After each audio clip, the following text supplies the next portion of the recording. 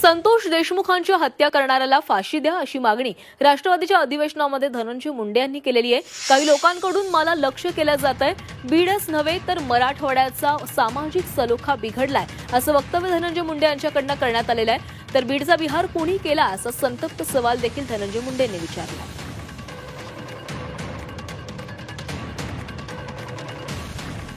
जे आरोप आहेत, जे आरोपाच्या बाबतीत ते एक तरी आरोप त्यांनी खरा करून दाखवावा। विनाकारण मला त्यावर काही आत्ता बोलायचं नाही।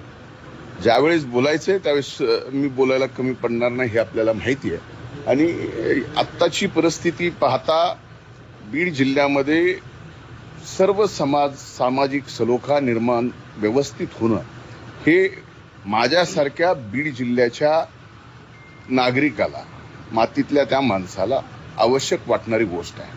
आणि माझी एवढीच विनंती आहे सर्वांनाच की ठीक आहे, मला बदनाम करायचंय करा, आणखीन कुणाला बदनाम करायचंय करा, पण कृपा करून माझ्या बीड जिल्ह्याला, बीड जिल्ह्याच्या मातीला द्वादश पंचम स्थान असलेलं 12 ज्योतिर्लिंगापैकी 5वं स्थान हे वैद्यनाथाचं आहे। त्या वैद्यनाथ नगरीला बदनाम करू नका, हीच माझी या निमित्तानं विनंती आहे।